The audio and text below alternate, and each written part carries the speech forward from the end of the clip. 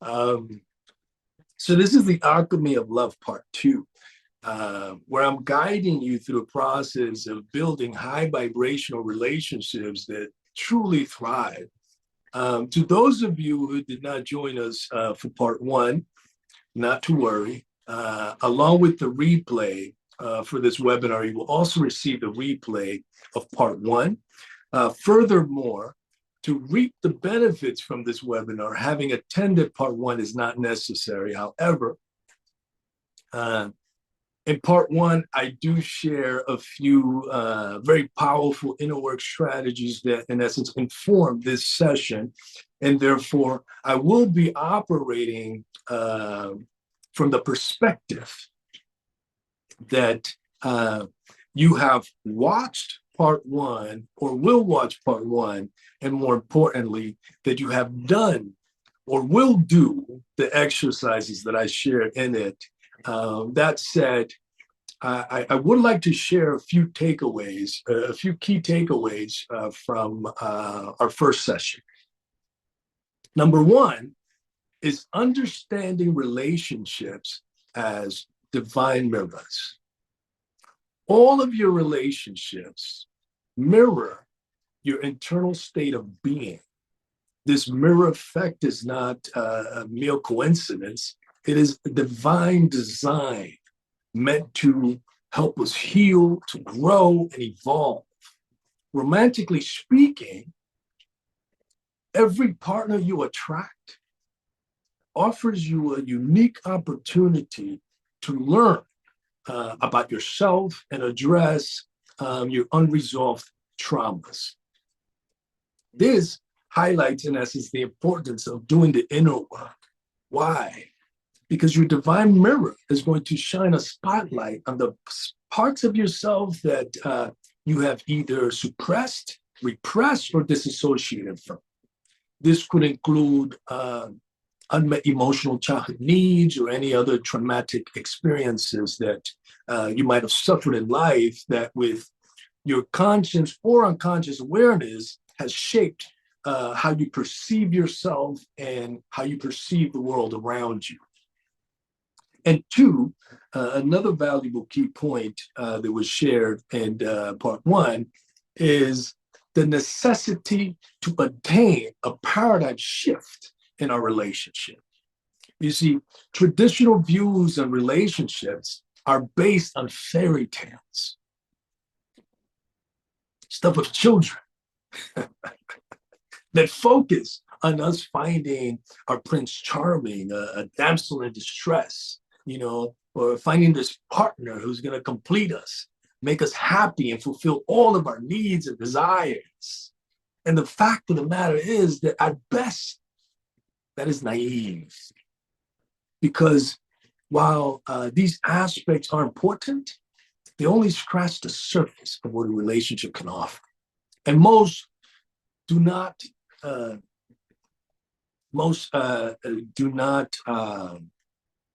encompass what a true partnership is. The ability, when you fall, that other one's there to lift you up.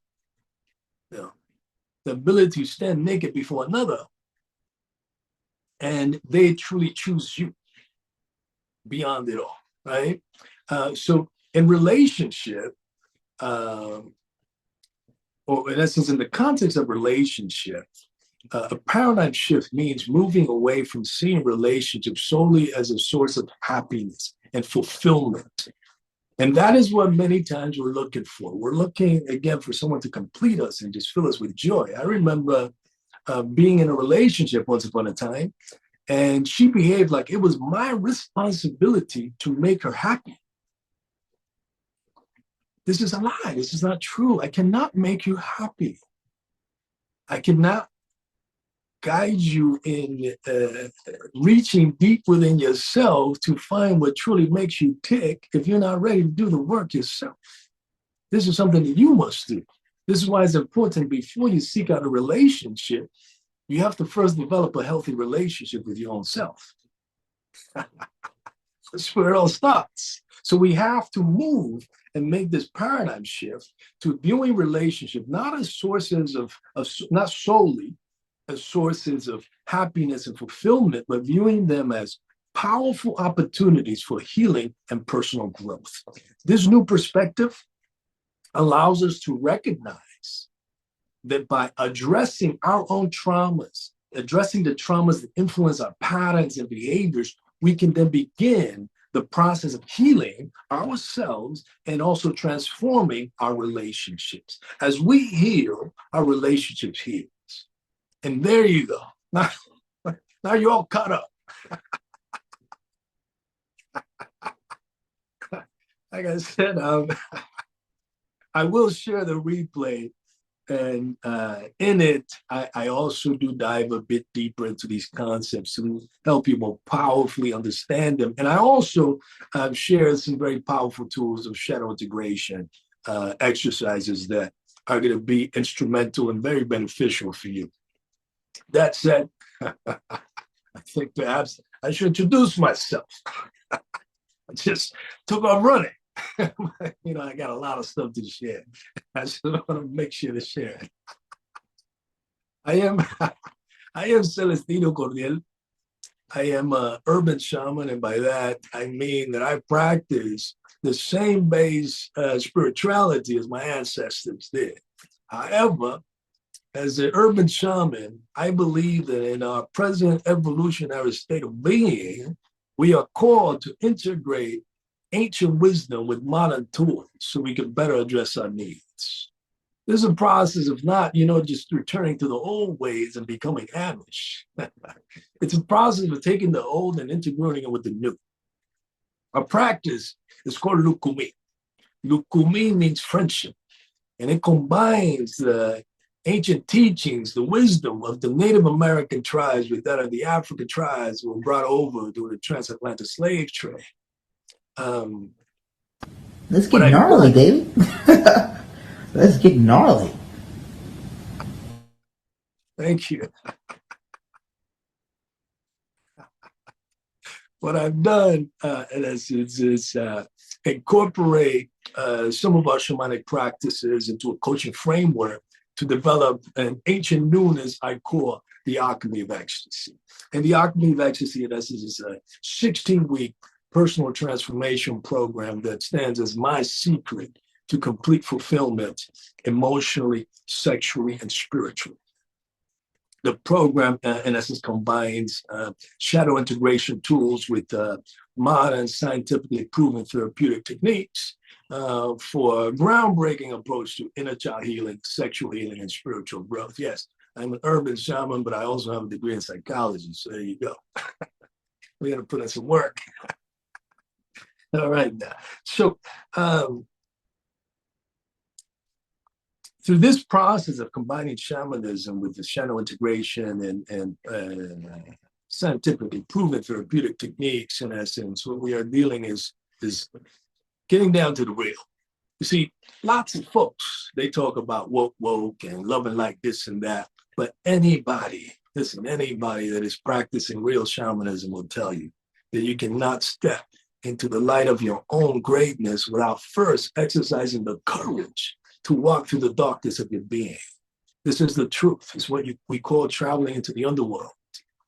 And to step into the light, we must travel through the underworld. This is the death himself. The Gospel of Thomas says that if you bring forth what is within you, what you bring forth will save you. If you do not bring forth what is within you, what you do not bring forth will destroy you. This is the truth. And as such, enlightenment is simply a process of deep self-introspection and deconditioning. And this is why I've designed a framework of the Alchemy of Ecstasy to give you the utmost attention to your core stories, the core stories that have shaped your values, your perceptions. And this is because it is these core stories that influence your behavior and subsequent human condition. It is these stories that have informed your dating patterns. Let this person in. You see, all of our issues can be traced to a story someone told us or a story we made up. Regardless of the case, the stories that we believe to be true then become our programming. Therefore, if you've been stuck in a toxic relationship pattern, the only way to get you unstuck is to pop the hood and go in deep to identify your core stories, your critical period programming, and your age of wounding. Without doing this, there's nothing to be done. It's just a Band-Aid. Once we've done that work, we can then unveil the profound connection that exists between your internal narratives, your self-sabotaging behaviors, your unmet emotional childhood needs, wounds you've endured in your life. And with this newfound level of awareness, we will then be able to empower you to reparent yourself and rewrite your stories to be in alignment with all the juicy goodness you crave and deserve in life. This is the work. And my personal mission in life is to empower all of my relations to fulfill their greatest destiny. This is why I move about this earth. And this is how I do it. I guide you step by step through your transformation. I, in essence, take you by the hand and guide you through the labyrinth of your shadow, walking into every scary room with you to ensure we address your father wound, your mother wound, and any other deep-seated trauma that may be keeping you stuck in a pattern that is not serving your greatest destiny. And finally, once we do that, I then guide you in creating your dream life blueprint and developing the necessary game plan to ensure you attain it. Because we are meant to walk this earth in abundance and victory. And if you're walking around with your head down, feeling like you ain't shit, I stand before you as your mirror to remind you of your own destiny and greatness, and remind you that you are, in essence, the children of the promise, to be able to walk through this earth as you deserve, enjoy all that you deserve. In the last webinar, one of the ladies present felt a bit confused. She said, I've done a lot of work on myself. I am a glass half full type of person, but I'm still stuck in these patterns. Bottom line, it doesn't matter how much personal work you've done. If the thing which you desire still eludes you, you still have a lot more work to do. This is the truth. While self-reflection is powerful, having a mentor, having a coach to guide you through the process and provide you with support, with new perspective, with accountability. And that's very powerful. I'll say it again, accountability. Because many times we know exactly what we have to do, but we fail to do it. Why? Because we don't have somebody putting their foot up our ass to get it done. Sometimes we need that. That's right, man. I've done it to you many times. But you get it done, and I do it in the most loving of ways. But anyhow, having that in your life, having somebody in your corner pushing you like that will significantly enhance your journey and help you navigate through the challenges and emotions that come up through the process. Because it's not pretty. It's not pretty. Anybody that tells you it's pretty is a lie. The devil is a lie. It's not pretty. Anyhow, if that sounds interesting to you, good news is that at the end of the webinar, you'll be given the opportunity to set up a call with me and discuss your own unique needs and explore if we are in fact a good fit to work one-on-one. However, I am conscious that most people, plainly put, can't afford to work with me, even though I can finance the program. But the reality is that most people, are shackled in debt.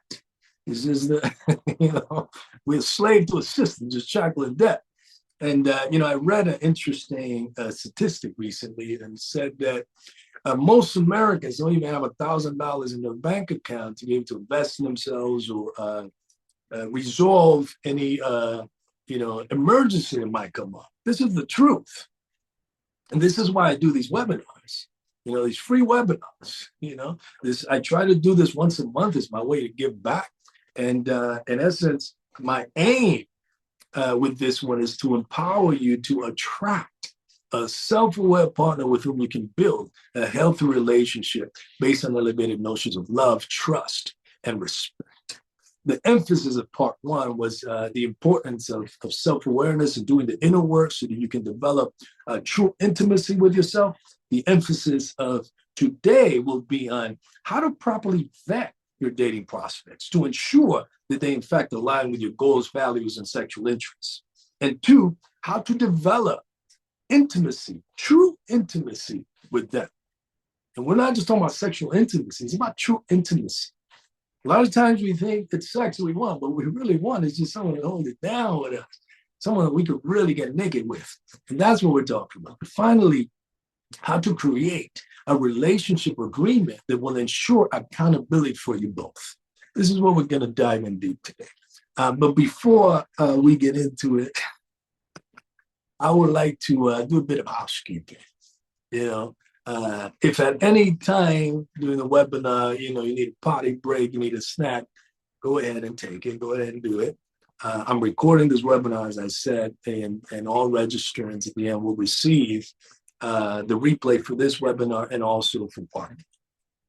That said, the energy number 5 rules my life. I was born in the 5th year, the 5th day, and raised by 5 powerful women. This makes me naturally curious, sensitive, very sensual. And number 5 represents the human experience. And in honor of this, in all of my gatherings, I like to share 5 practices for us to observe. Okay, number 1 is we will commit to speaking our truth. There's nothing weird about your truth. You're okay. We're all okay. Our thoughts, cravings, desires, and kinks are all okay, and this is a safe space. Number 2 is we will practice non-judgment, because the greatest expression of love is to observe another without judgment. Why? Because the other is our own self.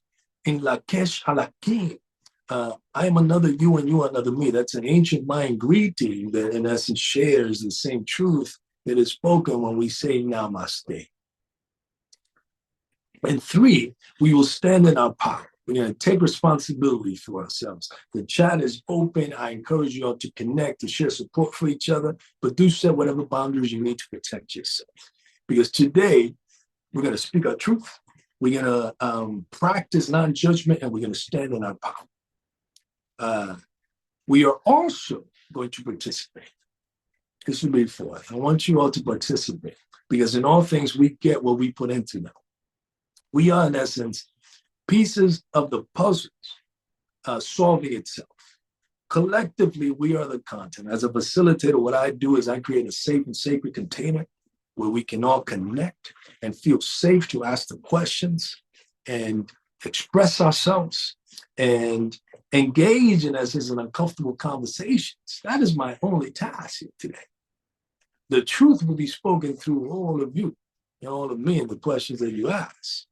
As such, I encourage you all, to turn on your cameras and participate as much as possible, even if it's, a thumbs up like Matt's been doing as I've been going along. I appreciate it.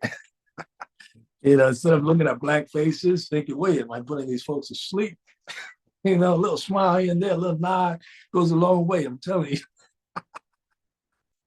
It changed the game. Zoom is the way to go, but sometimes it can feel a bit impersonal. And just remember, there's no stupid question. If you're thinking it's because someone else is too, so just ask it. Ask it. Depending on how we are doing on time, at the end of each section, I may stop to answer these questions. Otherwise, I will simply answer them at the end. In either case, what I want you to do is, as we're going along, if a question comes up, just drop it in the chat. And when I take my pauses or at the end, when I do the Q&A, I'm just going to scroll to the chat, make sure I get everything that's there. Cool. Nice. Thank you for the head nods. That was a test.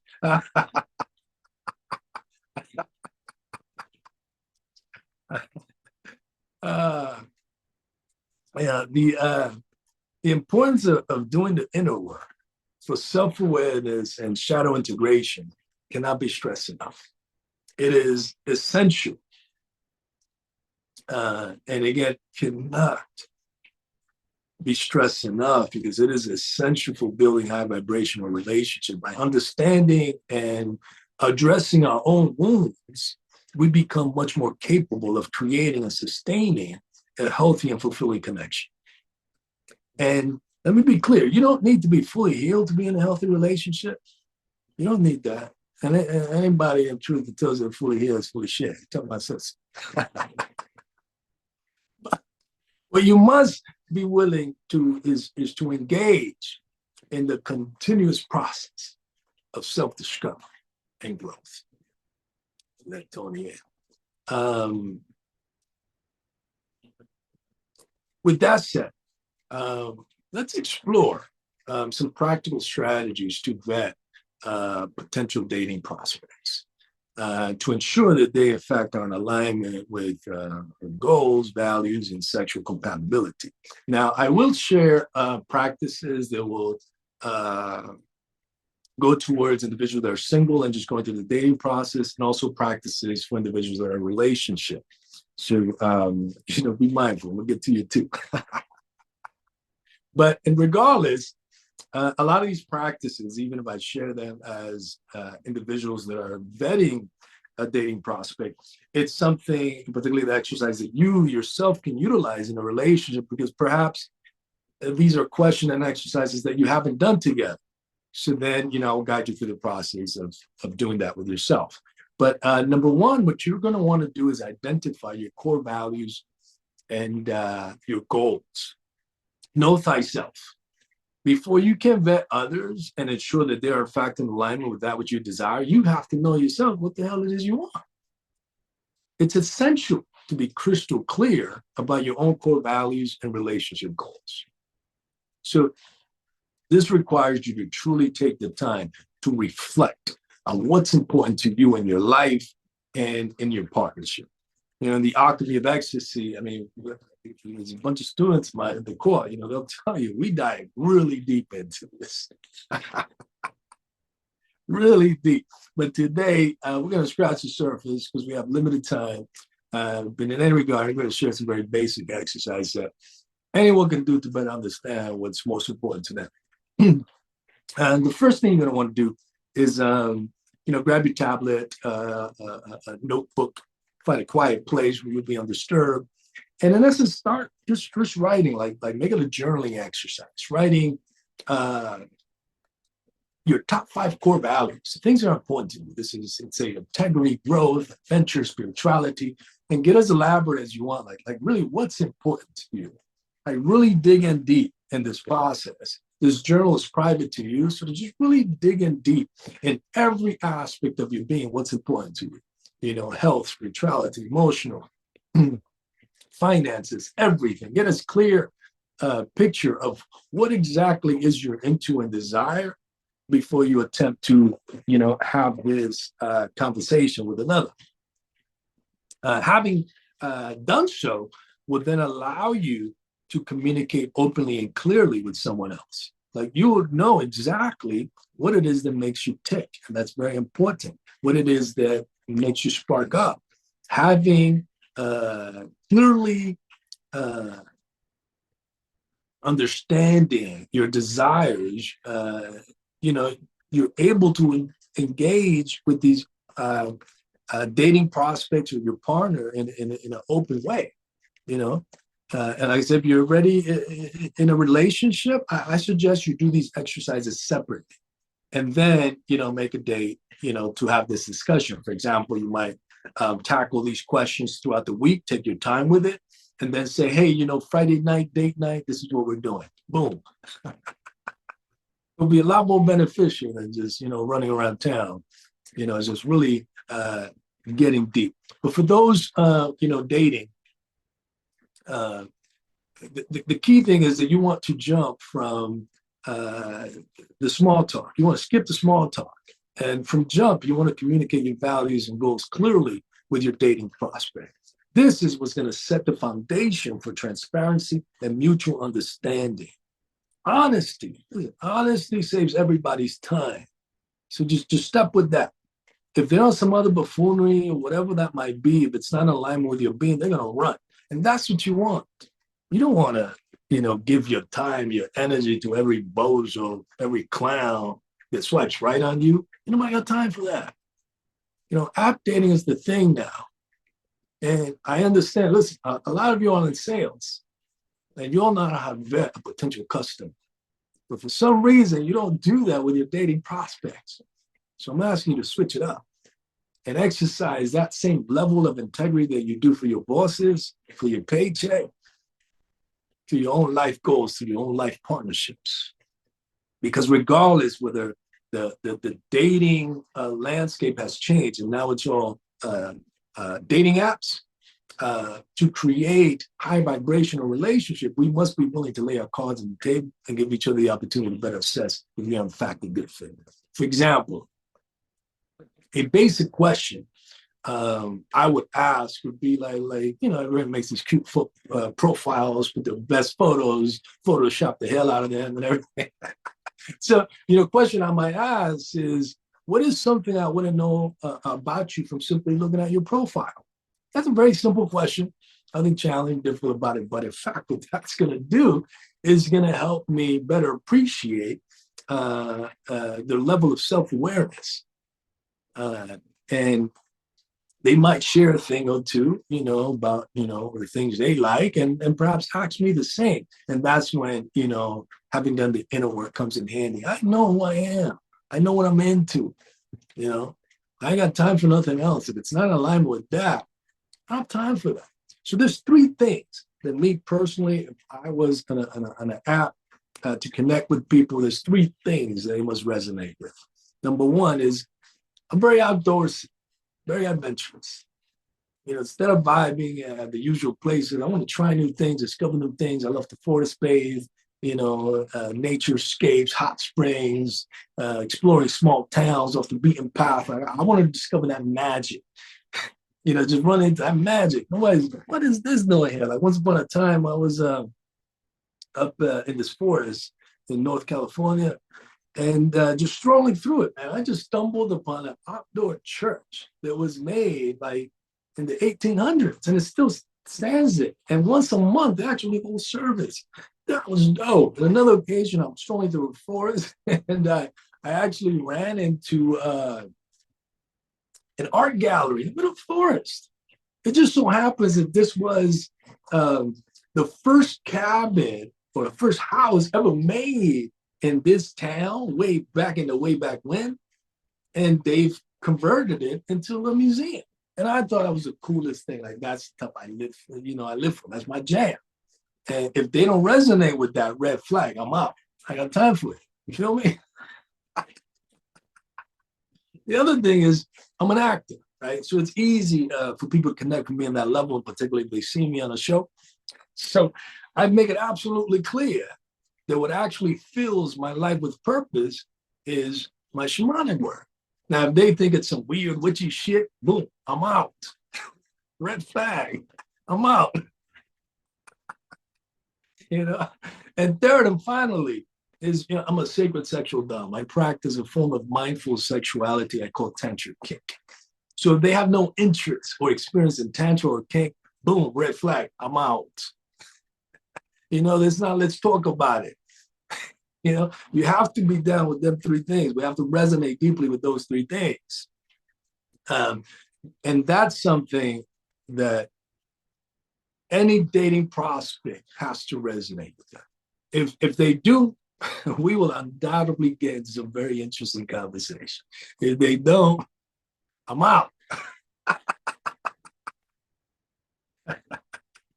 But it's so far so good. In the next step, I would say skip, the usual coffee dinner date before giving me your personal number. Before giving them your personal number on these apps with all these clowns or these pretenders, don't do that. Schedule a Zoom call. Like I said, listen, COVID changed the game. Schedule a Zoom call. This is going to help you better gauge chemistry before you get all doled up, hop in your car, battle traffic to meet a bozo, meet some clown. Come on now.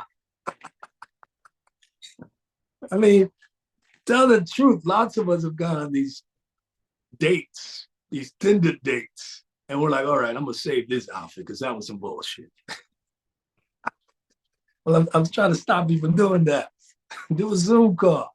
Do the vibe check on Zoom. This is going to help you gauge chemistry and also ensure that you both actually look like your pictures. There's a bunch of liars out there. That's how I would do it. Now, I would encourage you to do the same, and particularly for your ladies. Do not give your personal phone numbers. Then you got some jackass texting you all kind of, oh, you don't got time for that. You stay focused on your business. That's it. We don't have time for these clowns. Do not give your personal number. Do a Zoom vibe check. In fact, I would even suggest you go a step further and get a Google number. So when you do exchange numbers, give them a Google number. If it's a bozo, you can block, delete that number. They're not going to be able to trace it to your address, to nothing. Just delete it, get a new Google number. It's a 1, 2, 3 punch. Real easy. And that's what you want to do. Don't give out your main number until these pretenders have proven themselves. That's how it is. In fact, I practice this. I have, 1 or 2 Google numbers. When I travel, when I connect with people, and, people are like, hey, give me your number. I give them a number, But the truth is, the only people that have my main number is my mom, my sisters, my agent, and my lovers. That's it. It's a very, listen, I can count in one hand the people that have my main number, and I still have fingers left. That's how private I am. That's how I suggest you do it. Because ain't nobody got time to deal with these buffooneries. You don't have time with that. Do not give out your numbers until they have passed all the checks. In the Zoom call, dive deeper. Is the conversation easy flowing? Cool. Again, listen, skip the small talk and work in key questions to better gauge their values, goals, mindset, and overall compatibility. Now, what are some sample questions that you can ask? What are your dreams and aspirations for the future? Is this individual driven? How important is personal growth to them? A basic question like that will give you some insights into that. What are your relationship goals? Do they want the same thing as you? Then I want to know about their family. Tell me your story, I'll say. You have brothers and sisters. Is your mom and dad still together? Because that's their first love. That's the truth of it. Our mother, was my first love as a woman. In fact, I was in a relationship once upon a time when I was less self-aware, and I shared some of that in the first part, but we would drive each other mad and crazy. And lo and behold, one day that woman was walking towards me. I was feeling real frustrated when she was walking through me. And that day, everything clicked on. As she was walking over, I saw the silhouette of her as she was walking towards me from a distance. And her gait, she walked exactly like my mother. I said, holy shit. It's like my mother's walking towards me. Everything that irritated me about this woman had to do with my mother woman, not her. The pain, the suffering that I was causing her, causing myself because of my lack of self-awareness. This is when you need to step back and really understand, what's going on with you. And again, I'll say again, listen, you don't have to be 100% healed to be in a high vibrational relationship. At the end of the day, listen, we are all works in progress. We all come into a relationship with some sort of baggage, but the right one is going to help us unpack. This is the truth. The right one's going to help us unpack, but you have to have a clue about it. And you have to have that openness to be willing to do the work. Another thing you're going to want to do is gauge sexual compatibility. This is a vital component to a fulfilling relationship.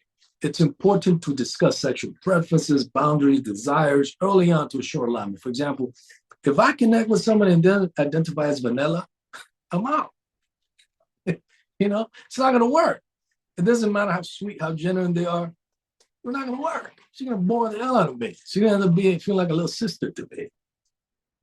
This is the truth. So, sample questions like, how do you define a healthy sexual relationship? How do you identify vanilla, kinky, monogamous, poly? That's a big thing now. You got to be open. Like, okay, wait, so you're poly? It's not going to work. If what you want is monogamous, it's not going to work. But you need to get that out of front and ask it straight out, because a lot of people, they call themselves honest, but they operate under don't ask, don't tell. Oh, but you didn't ask me. How the hell was I supposed to know to ask you, right? So just ask. If it's important to you, ask. Just make sure there's an alignment. Ask about boundaries, preferences. Are they open to trying new things? Some of my students in our relationship, I'm guiding through the process of exploring deeper sexual horizons with their partner. That's important. Is your partner going to be open to that? That's important. Important to know that, to have that grown folk talk. Do they possess the emotional intelligence to have this conversation, or do you have to break it down like the birds and the bees with them? I got time for that. Uncomfortable conversations create healthy partnerships. That's the point. Skip the small talk, engage in conversations that go beyond surface level topics, discuss life experiences, fears, dreams, and challenges to better understand each other at a deeper level. Ask them, what experience have shaped your life? What are your biggest fears? How do you cope with them? Don't ask them like, what's your favorite restaurant? Like I hear a lot, what's your perfect date idea? What's your dream destination? Who gives a fuck? Who cares? Anybody can go on vacation with you. Anybody. But can they be your partner? Can they hold it down? Can you truly get naked in front of them? Can you show them how small, how insignificant you feel?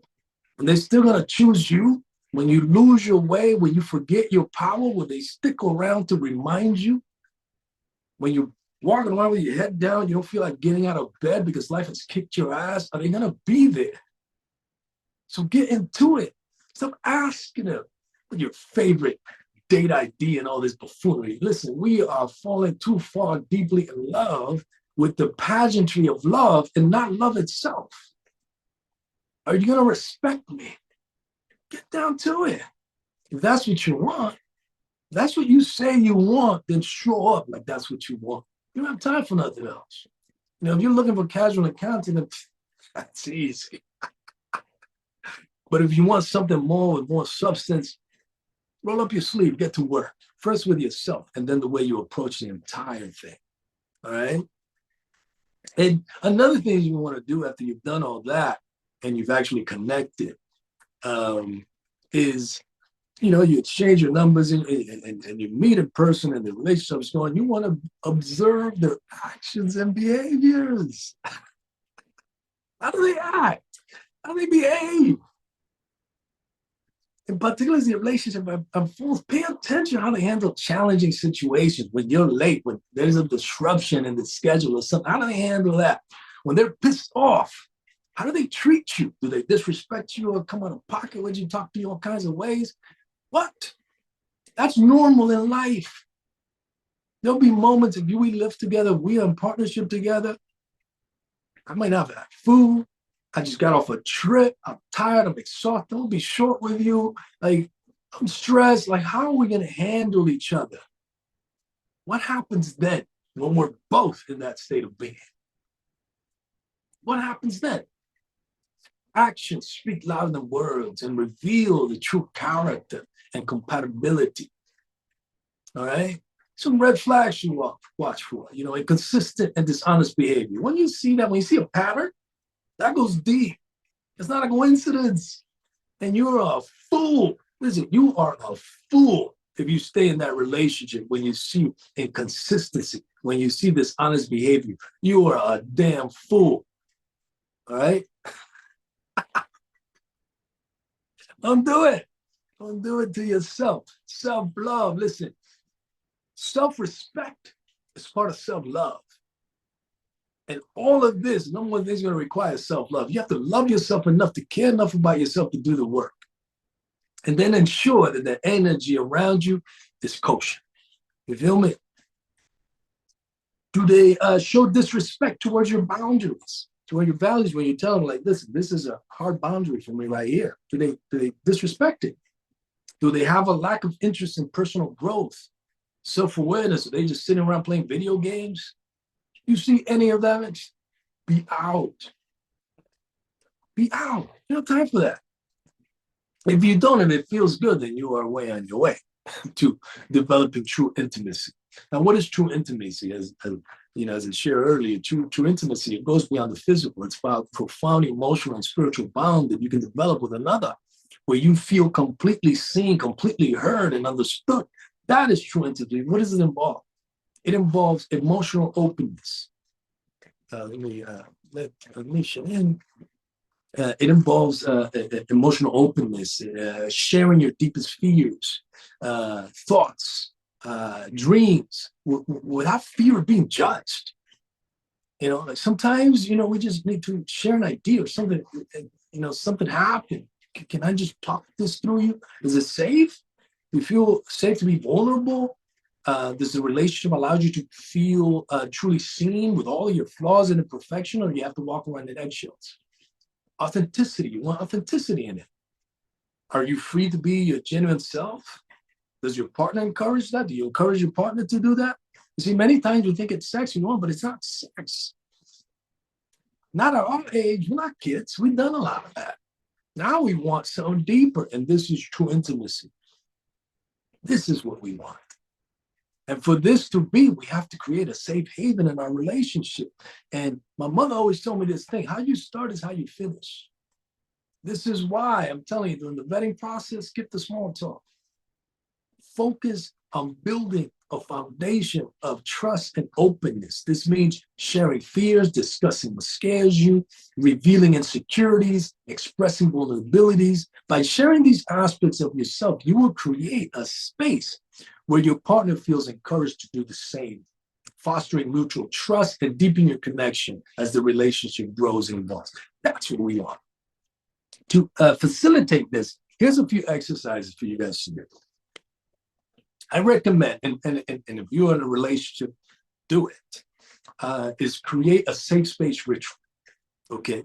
This is, I'm sure you're all familiar with date night, particularly if you have kids and stuff like that. It's necessary to establish a date night where I'm giving you another night to do, all right? And this is what I call a safe space ritual.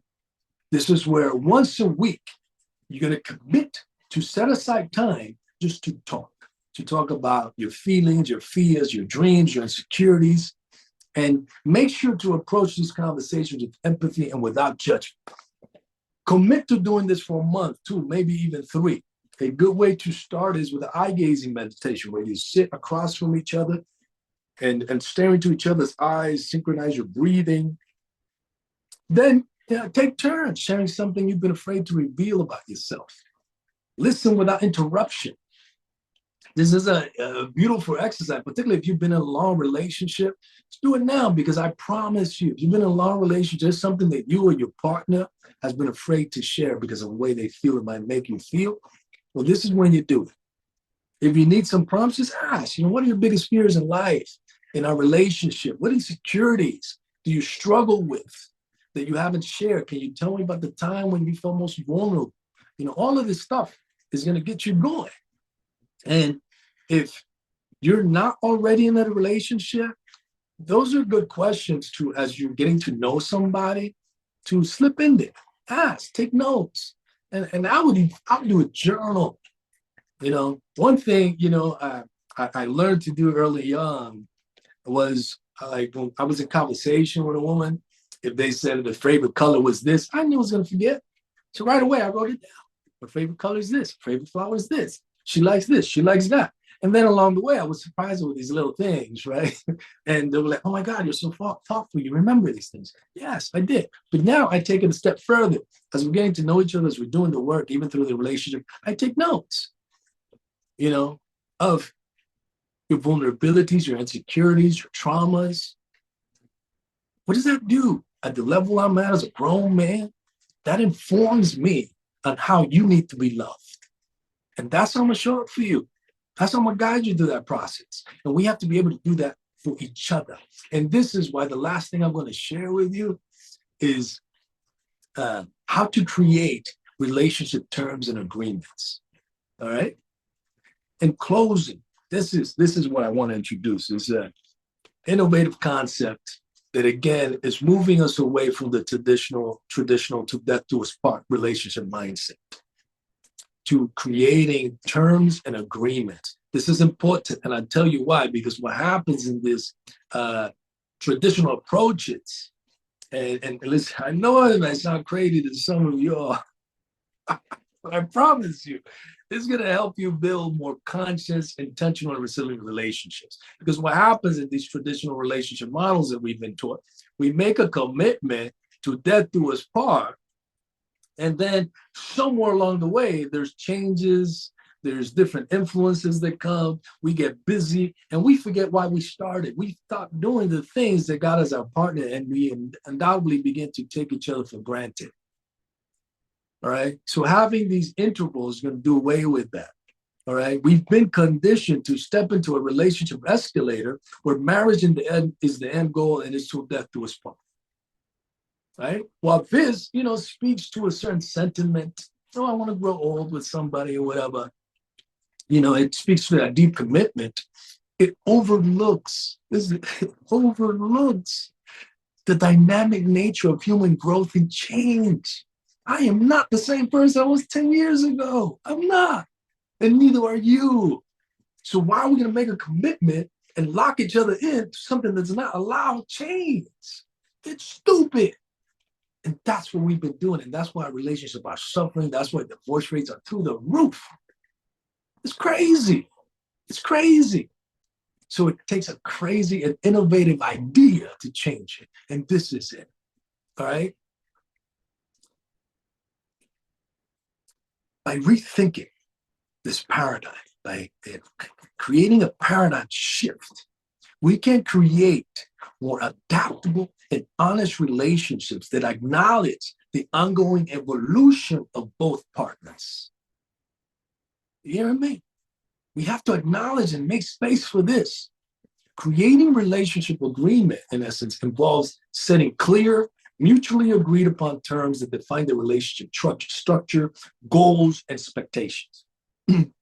This approach, in essence, will enhance communication. Like we know exactly what we're doing and why we're doing it.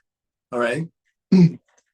There's a clear agreement, and open dialogue is encouraged by your needs or expectation. This fosters growth. By regularly revisiting this agreement, you will foster growth. You'll make space to adapt to the individual and the couple's changing and evolving needs. And it also creates space for conflict. Having predefined strategies for handling conflict will reduce misunderstanding and promote resolution and also build trust, because you'll never have to question or doubt where you stand in the relationship. What are we doing? You ever been in a relationship? You know what the fuck we're doing? Like 2 years into it, what are we doing? We're gonna move in together. I don't even know what's going on with us. Like what are we doing? Well, this eliminates all of that buffoonery. Why? Because nobody got time for that. We're too grown. We don't have time for that.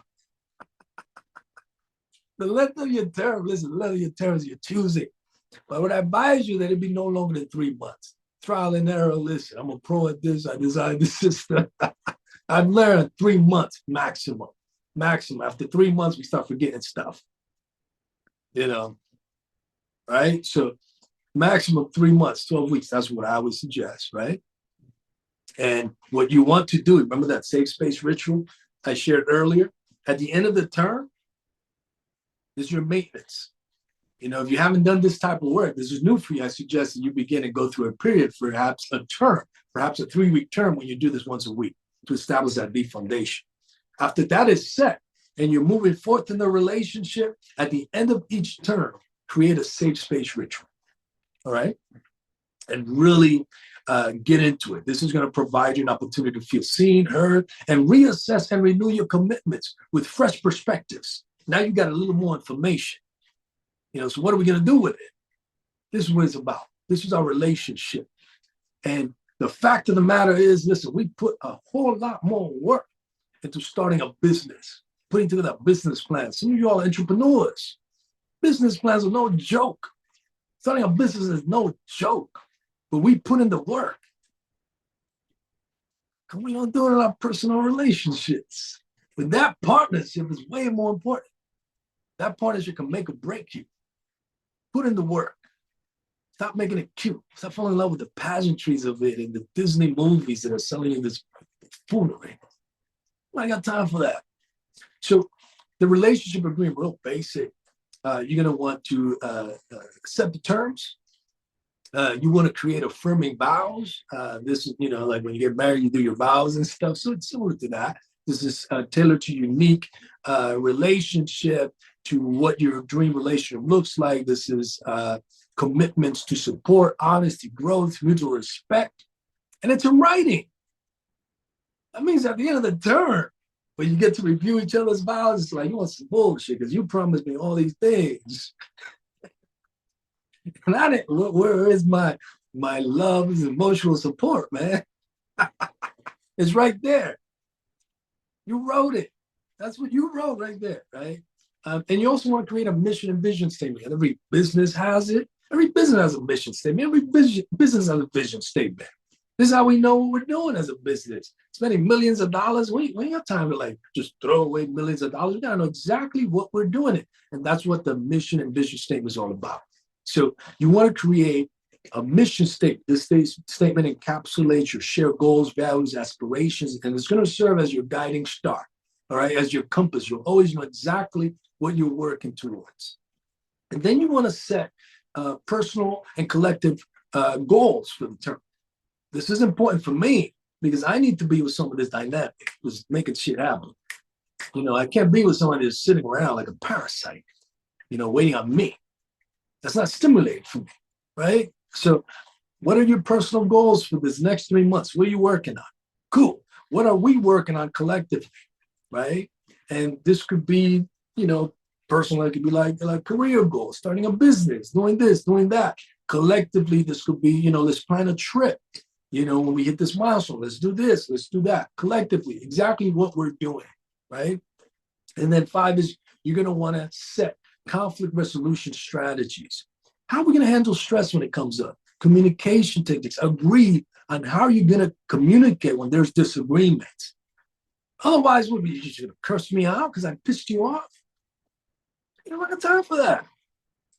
So let's implement strategies there. Active listening, taking breaks, using I statements. Third-party mediation if it's necessary. Decide who we're going to talk to. A therapist, an elder at the church or something like, who are we going to talk to? What's the conflict resolution protocol? Create a step-by-step process, whatever that might be, to address and resolve conflicts. With my students that I guide through this process, I give them my 7-step conflict resolution solution.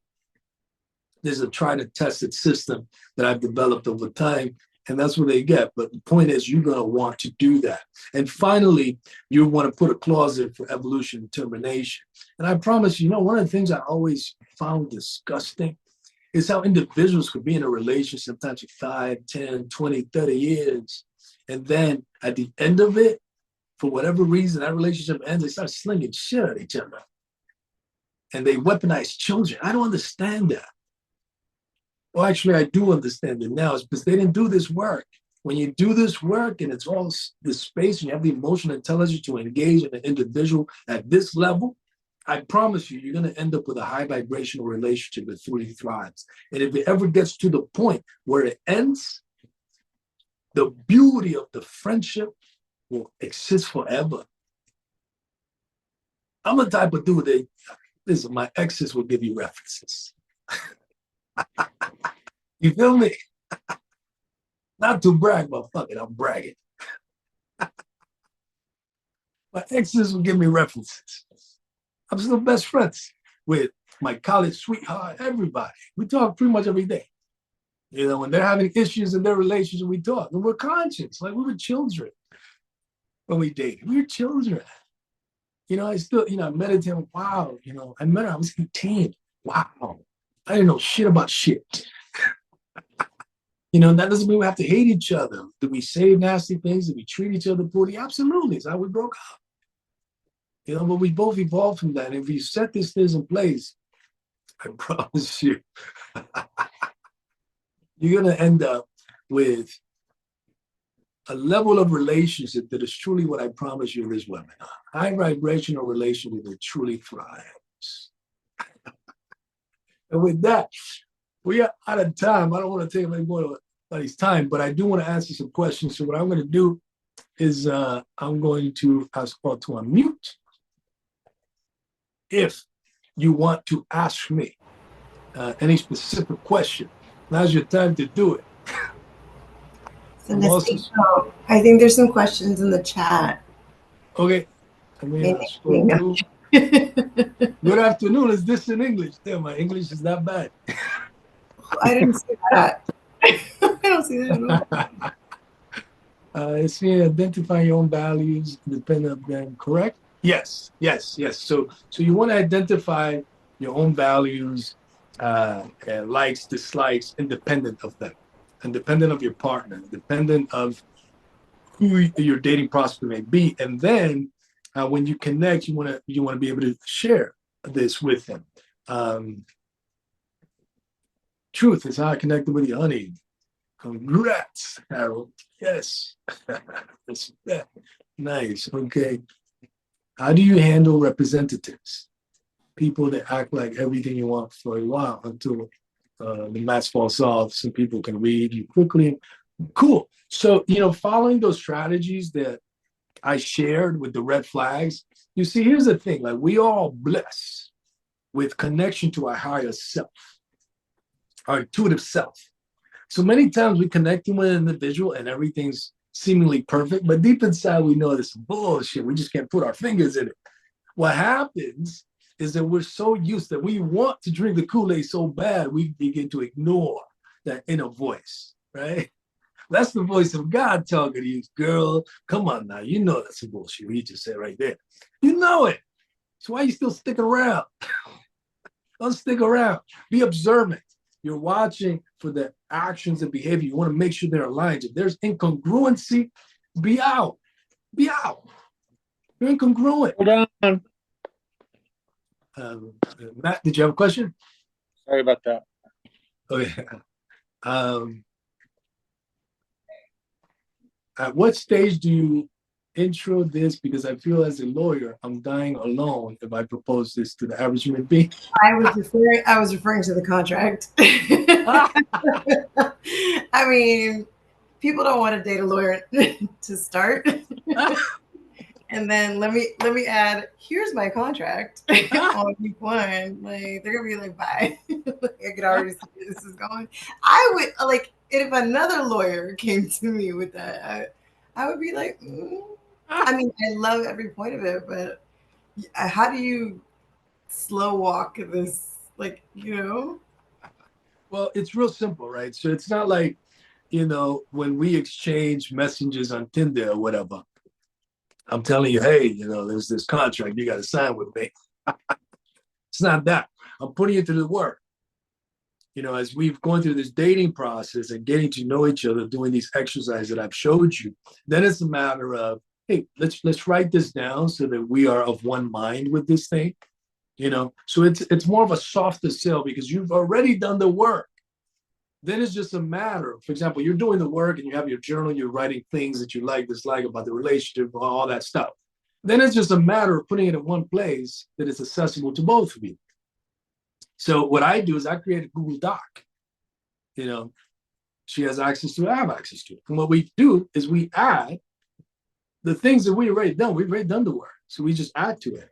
We just add it to this doc. So it's in one central place. There we can see our goals, our aspirations, our desires for the relationship, everything is there. Does it work? Absolutely. Because I have agreements in my relationship.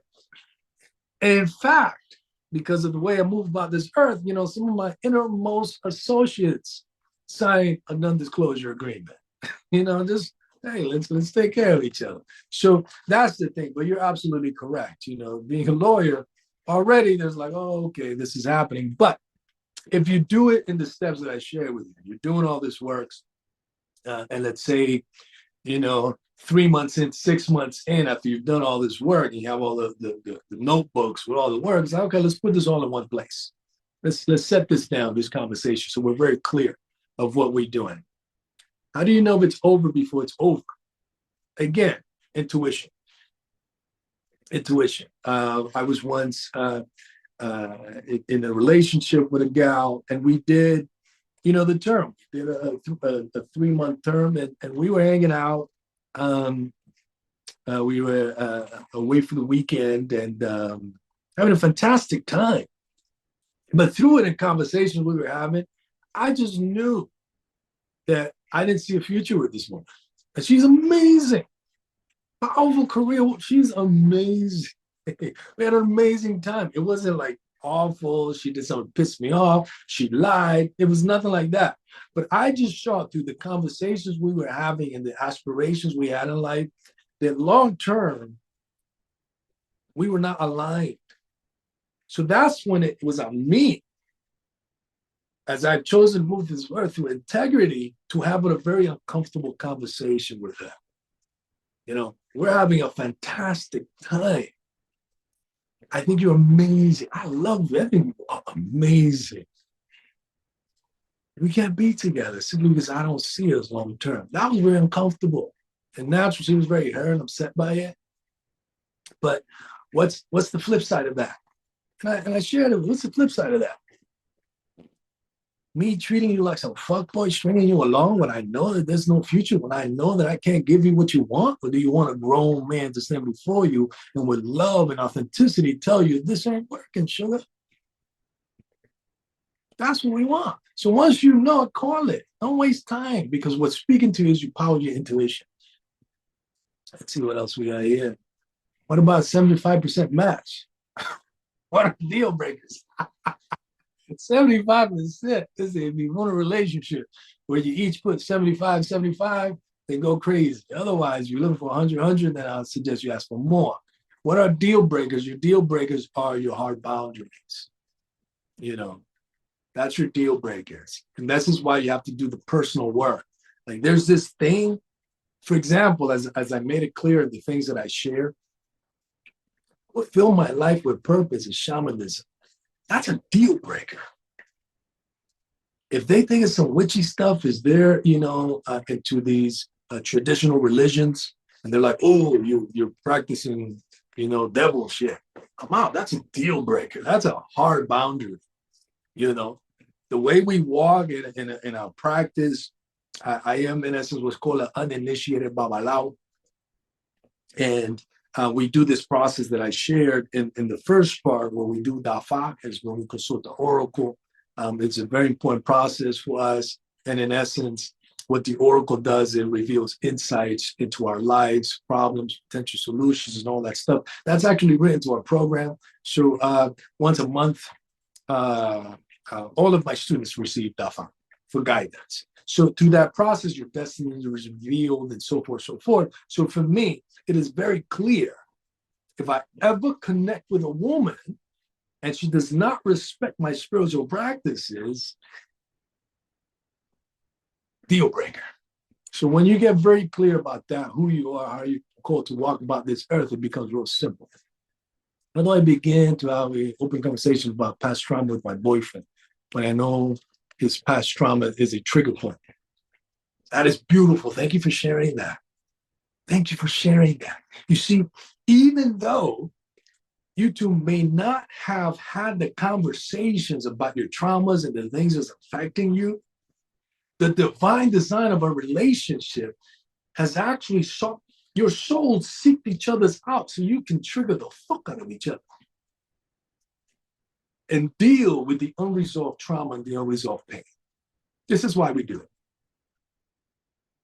So then this requires these uncomfortable conversation and going back to the womb and addressing not just the traumatic experience that might have been, but perhaps, the parenting style that you experienced and the different components that led to you being the way you are.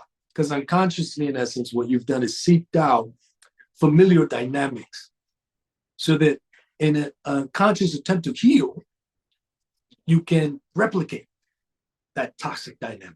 But it's not for you to feel stuck or stay stuck in it. It's for you to deal with it. Now, am I standing before you telling you that it is possible for you to heal it together? Yes, it's possible. You both have to show up and willing to do the work. Is it guaranteed? Absolutely not. There's nothing guaranteed in life. This current partner might just be a lesson. You feel me? This current partner might really be the one to show you, holy shit, I got a lot of work to do. And I can't do it with this bozo because he's not willing to put in work with me. You feel me? What are your thoughts on twin flames?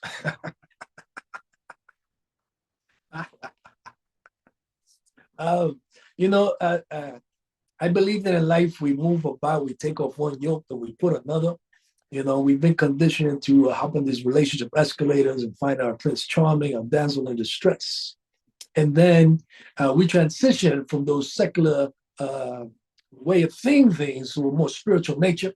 So now we might not be going to a traditional church. We're going to ayahuasca circles. We're drinking ayahuasca. And instead of talking about your prince charming, you know, they're talking about finding the one, you know, your twin flame, your soulmate. I feel that it's just, at the end of the day, the same buffoonery packaged differently. At the end of the day, when you truly believe in oneness, instead of being set of finding the one in one person, your awakening opens up and you begin to see the one in everyone. Because now you're fully conscious of your oneness. And that's what it all comes down to. All the earth-based spiritual practice on this earth will eventually drive you to that same state of being. So don't get stuck in these labels and the titles. Do the work. Let's see. Cool. So I think I grabbed everything that's from the chat. This is your last opportunity to ask me a question. And with that, if there's no further questions, I say I share to you all. As I promised, if any of you all, you know, dig my vibe, dig the way I talk, the way I teach, I'll be happy to hop on a call, you know, explore your unique needs and see if we're in fact a good fit to work together. And that, I say I share to you all.